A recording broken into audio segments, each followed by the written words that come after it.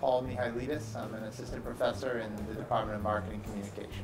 Tethered World is a study that we conducted looking at how university students use mobile technologies for information around the world. The study was born from the idea that we know that the mobile phone has become the most ubiquitous technology with youth, but really with kind of all population ranges around the world. We wanted to look at what was happening in terms of how it was facilitating information habits. So beyond just text messaging, beyond just using it to call or to communicate personally, we wanted to see how mobile phones were influencing news habits, information habits writ large with a population around the world. So what we did was we gathered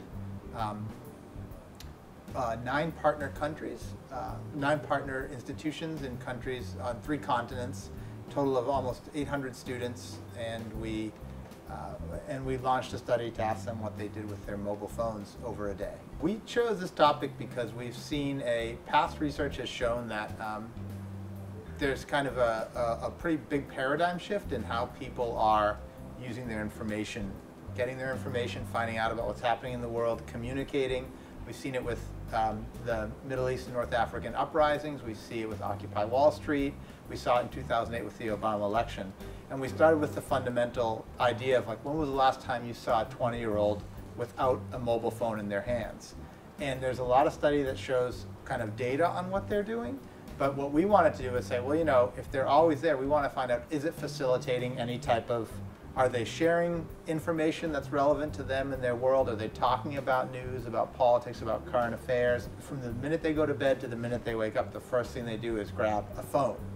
And this phone is facilitating a huge sea change in just the amount of time they're spending in communication with people, in communication with these large peer networks of disassociated people. So the point of a Tethered World was to just kind of say, is there value? And if there is value for civic dialogue, where is it? In a global sense, that we wanted to compare it across countries. So we had 52 nationalities in total participating, and we wanted to kind of get an idea of, are these habits homogenizing with university students around the world, or are there different habits that we see emerging in different parts of the world?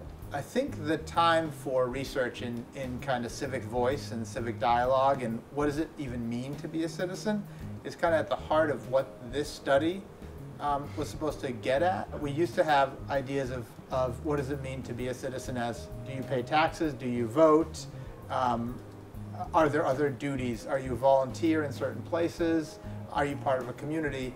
And as we've seen technology change, we've seen the idea of an engaged citizen change. So the barriers to having a voice have dropped.